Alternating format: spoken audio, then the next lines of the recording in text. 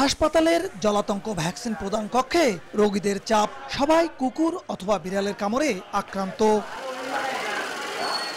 কুকুর, বিড়াল সহ অন্যান্য প্রাণীর কামড়ে আক্রান্ত হলে সবচেয়ে জরুরি হলো সময় মতো ভ্যাকসিন নেওয়া, কিন্তু গাইবান্ধা জেনারেল হাসপাতালে সে ভ্যাকসিন নেই প্রায় 1 মাস ধরে।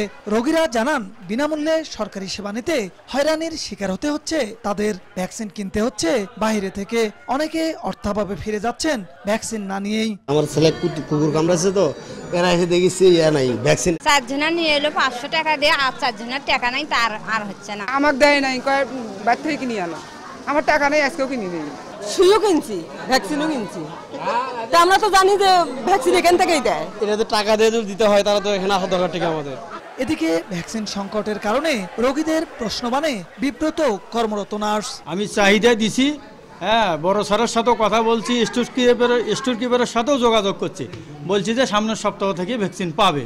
কর্তৃপক্ষ বলছে ভ্যাকসিনের চাহিদাপত্র পাঠানো হয়েছে মন্ত্রণালয়ে, তবে কুকুরের কামড় থেকে সুরক্ষিত থাকতে সবাইকে সচেতন হওয়ার আহ্বান সংশ্লিষ্ট কর্মকর্তার। আমরা চেষ্টা করছি যে যতটুকু সম্ভব বেশি করে ভ্যাকসিন আনার জন্য। আজকে আমরা 2000 ভ্যাকসিনের ইন্টেন্ট দিয়েছি, কিন্তু তারপরেও কিন্তু আমরা আসলে যে পরিমাণ ডগ বাইটের সংখ্যা বাড়ছে দিন দিন, আমরা আসলে সেই পরিমাণ আসলে ভ্যাকসিন আমরা সাপ্লাই পাচ্ছি না। কর্তৃপক্ষের তথ্য মতে গাইবান্ধা জেনারেল হাসপাতালে প্রতি সপ্তাহে 1000-এর বেশি মানুষ বিভিন্ন প্রাণীর কামড়ে আক্রান্ত হয়ে চিকিৎসা ও র্যাবিস ভ্যাকসিন নিতে আসেন।